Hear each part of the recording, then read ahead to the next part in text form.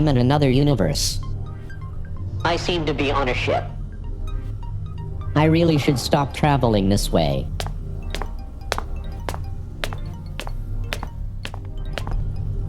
What is that? Ah.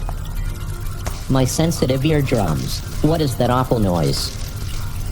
Must be a local inhabitant of this world. Hello, strange being. I know that my unfamiliar appearance may frighten you. Rest assured that I come in peace. We can learn much from each other. Let us converse and explore our cultures. There are many customs that I would like to share with your translucent physique. I'd like to extend an olive branch.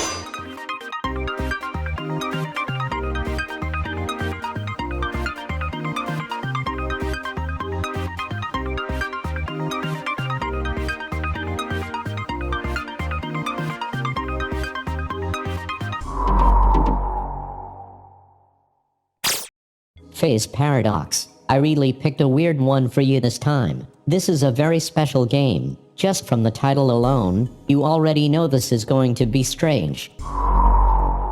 Well, it's even stranger than you think. So, where did this game come from? Well, there was a space shooter on the PS1 called Philosoma. It was a decent 2D 3D shooter. The thing that made Philosoma unique at the time was the crazy shifting of camera angles.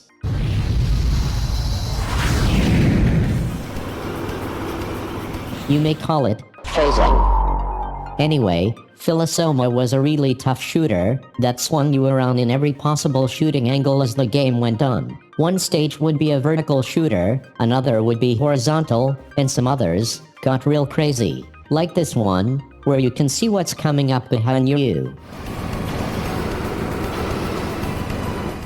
The game also had a beefy story, way more than I was used to from shooters at the time. So what does Philosoma have to do with Phase Paradox? Turns out, Phase Paradox is a kind of sequel to Philosoma. It's based in the same universe. The interesting part is, Phase Paradox is not a shooter at all. It's more of a sci-fi, action-adventure, survival horror game. This is what pulled me in, of course. One negative from the start is that this game is Japanese only. This completely turned me off years ago. Don't get me wrong, I've played and beaten Japanese games before, and still enjoyed them. But not being able to read the text really pulled me out of this game when I first played it. Here I am now, years later, and I don't have a problem with it. The good news is, the whole game is voice acted, and everyone speaks English. A laser gun? You'd better hang on to that thing for a while, Yuma. But Lieutenant, I don't... The way things are going, you never know when you'll need it. This means that you can find your way through the game if you put in a bit more effort. In the end, you don't really need to read the text.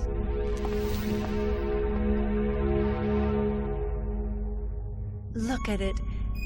It's beautiful. You think so? Just gives me the creeps.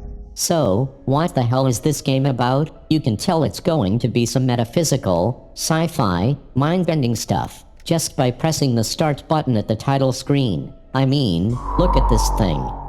It almost reminds me of the Siberia death sound. That's good stuff. Once you get through the title screen, you begin this cinematic adventure. I say cinematic because most of this game is cutscenes. It really feels like a sci-fi movie. Anyway, you start off in control of Jude. He is your typical hero character. The fact that they show you this picture made me think that there would be more characters to control. I was right. So, you choose Jude, you start the game, and right away, you are thrown into this dangerous situation. The game starts off with a planet exploding. You and your team are checking out this space station. The station has been damaged by the explosion of the nearby planet. You're here to rescue any survivors, but also to figure out what happened. You and your sidekick, Yuma, are the only ones left alive.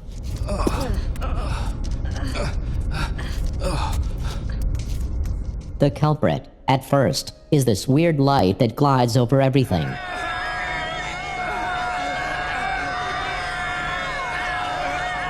We find out later that this is The face. more on that later. You enter the main facility and attempt to look for survivors. The first person you run into is hostile towards you. Once you subdue her, she explains that something is making the crew crazy.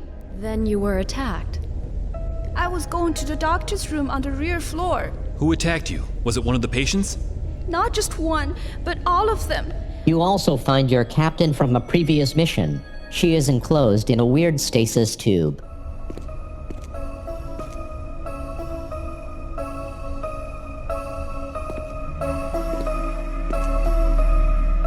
Nicola. This is the connection to Philosoma. The captain is from the previous game. Turns out, the captain and her ship were both part of this anomaly.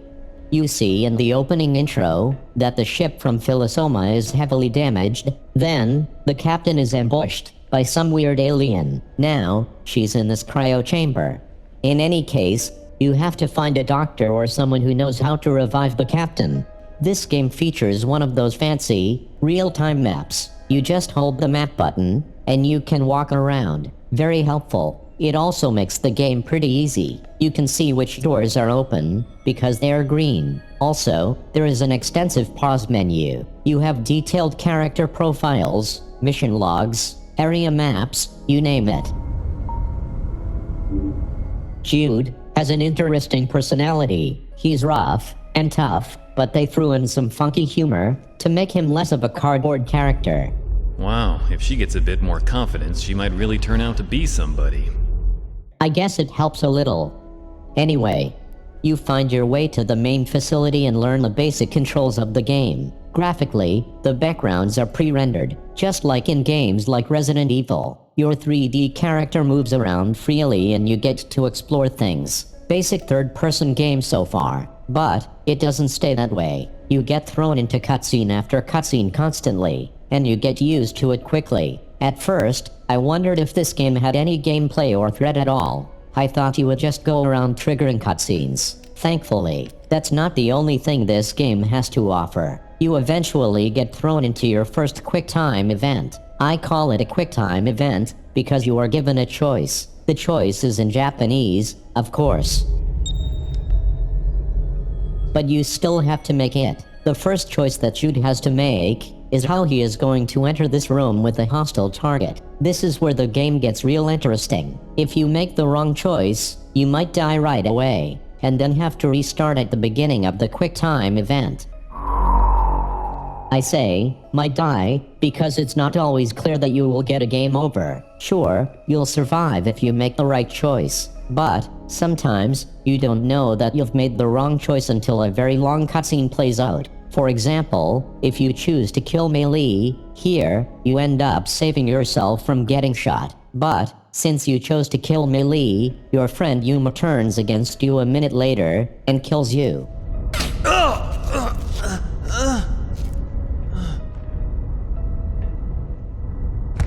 Yuma! Why? You're the one who's gone crazy, Lieutenant Sutcliffe.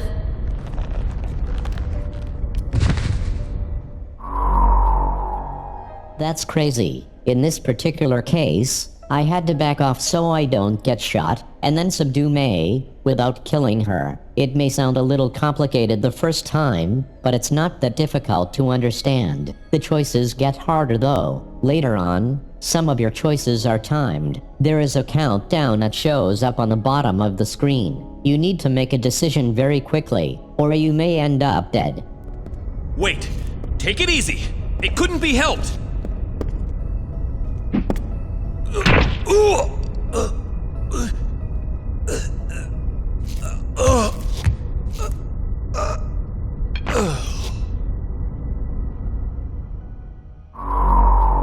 Once you realize that there will be moments like this one, the game becomes more manageable.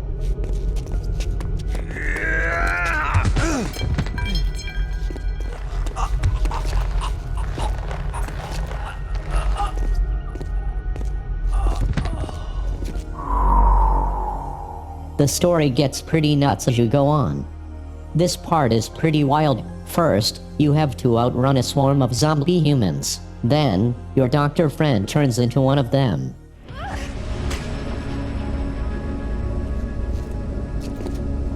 Doctor, stop it!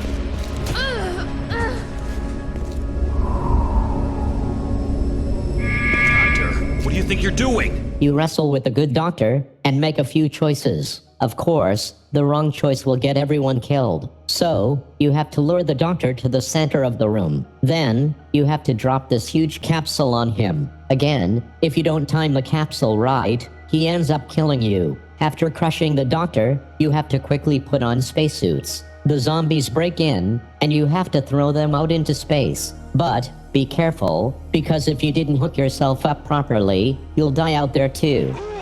Then you have to walk outside of the ship in a spacesuit. I lost about 5 times in this part.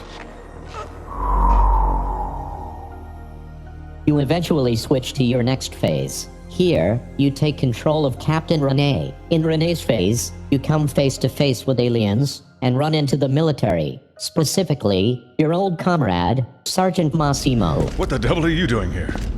Massimo, you're alive. Massimo is a hardhead, and his only purpose is to kick ass. The only answer we need is right here in my hand. It's just gonna be another day at target practice. I wish things were that simple.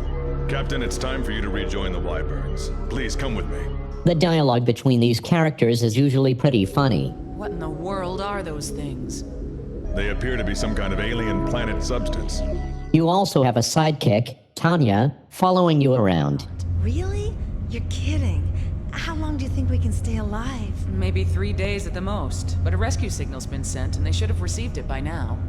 This phase focuses on the crew inside this facility and introduces you to the aliens. Well, they're more like an infestation of bugs. Large, shaky, and invisible bugs to be specific. Massimo explains that the aliens get stronger and evolve with every new encounter. They are resistant to old weapons every time they show up.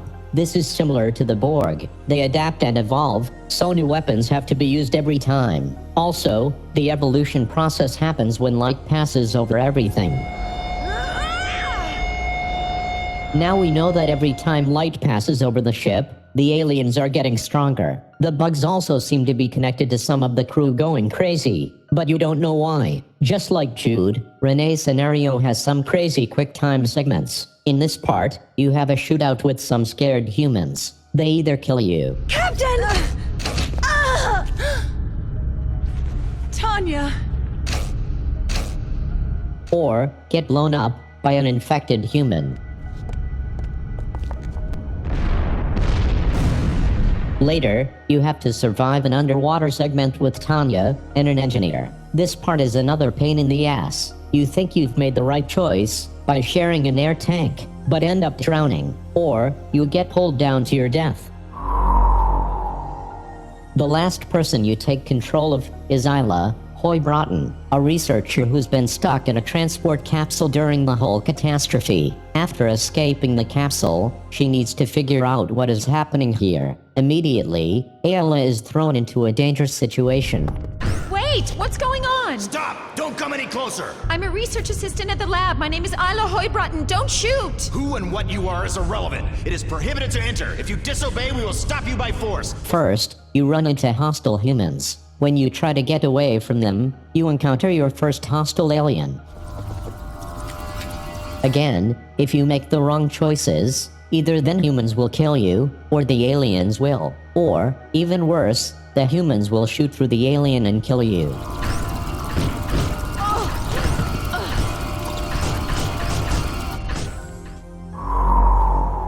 You eventually figure it out. Then, you get to talk to your friend.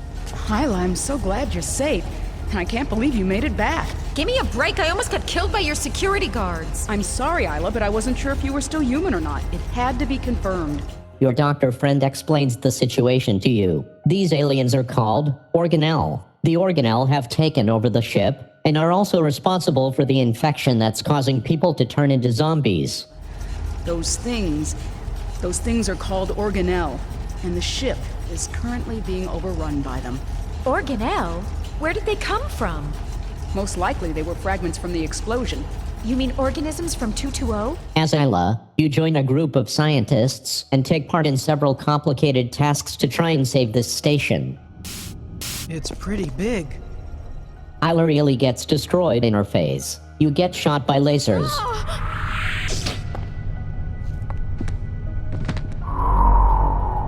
Eaten by bugs.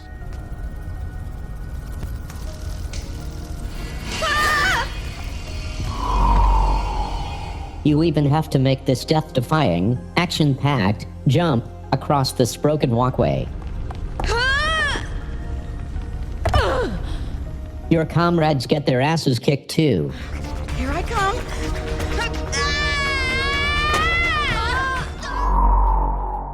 The game has you jumping between all three of these characters several times. As you go back and forth, you start to learn more about the characters, and things take dangerous turns. As expected, Melee turns into one of those zombie things. I can't believe Melee was one of them.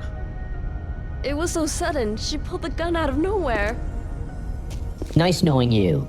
Everyone heads into the crew quarters. Finally, all three groups converge in the recreation area. Then, a tense standoff begins. Nobody is sure who is human. The tense standoff brings all the characters together. The scientists explain that the zombie humans have a name. They call it Phage. Phage. Phages? We are not Phages. You keep saying phage. you can become a Phage. without even being aware. Once a body is taken over by the Phage. the subject is no longer human. This whole encounter plays out like John Carpenter's The Thing.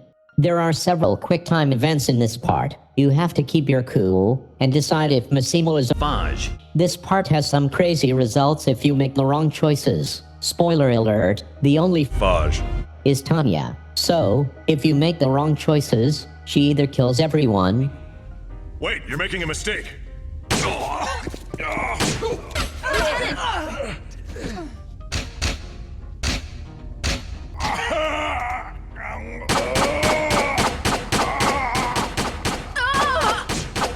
You did this.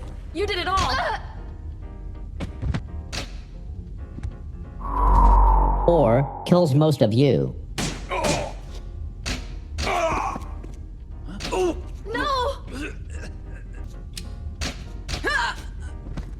No! Tanya!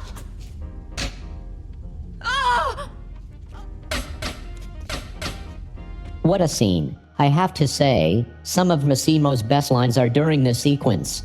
Holy moly! Anyway, once you survive the standoff, you proceed to the final phase. In the final phase, the game adds a new element of choice. You now have the ability to pick which team you'd like to follow for the final part of the game. This is where the replay value comes in.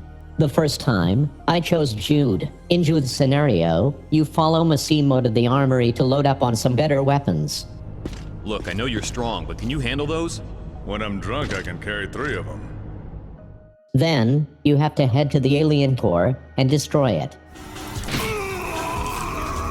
Sergeant! Sergeant!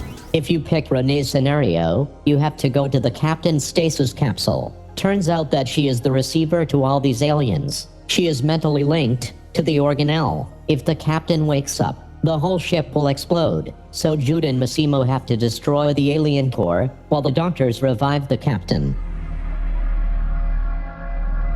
Ayla's scenario revolves around Dr. Park. He gets thrown off some railings by the organelle. Then, he returns in dramatic fashion. My young! Sorry, it's me. He explains that he is turning into a Phage. but he hasn't been taken over yet. So he asks that you allow him to assist you with the captain's revival. If you choose to kill him, the whole mission fails. If you let him live, he helps revive the captain on time. He then sacrifices himself to save everyone. Meanwhile, Jude gets to the core. He has to board the ship from Philosoma, and then pick the right missile to shoot into the core. High energy source ahead, radiation increasing. I've got to pick the right one. Again, if you pick the wrong missile, the whole station will blow up. 3, 2, 1.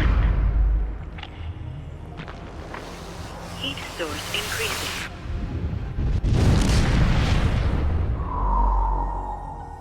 Once you pick the right missile, the core blows up and the captain is freed. 10, 9, 8, 7, Sleeping Beauty is awake. The nightmare is over. 6, 5. Nicola, this is for you. The whole story wraps itself up pretty nicely. We destroyed the server and somehow managed to escape. The nightmare is finally over. Tomorrow I'll be returning to DACT. I hope Yuma learned something positive from this experience. Anyway, Nicola was revived, and that's all that really matters. All 3 endings are voiceovers. I know that this type of game is not for everyone. There isn't any real action or gameplay, per se. It's just a bunch of diverging paths and player choices. The reason I gave it another chance was the sci-fi, alien story, and the atmospheric music. I didn't mention this before, but the music is perfect for this game. There are mysterious and tense segments made very entertaining by the soundtrack.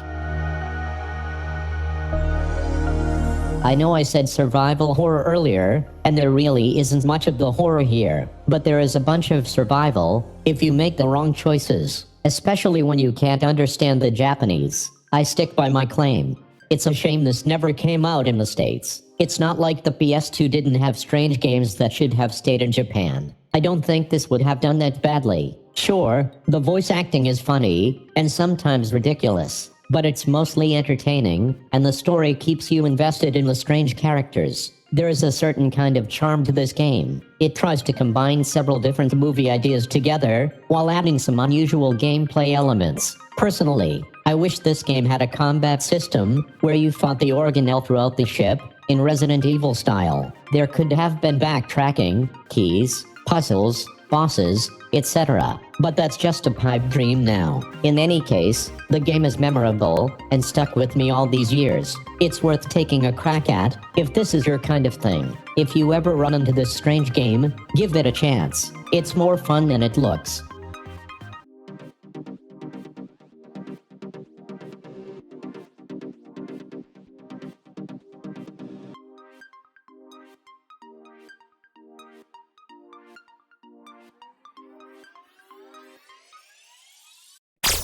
This is gonna be a walk in the park. Yeah, Sergeant. I hope you're right.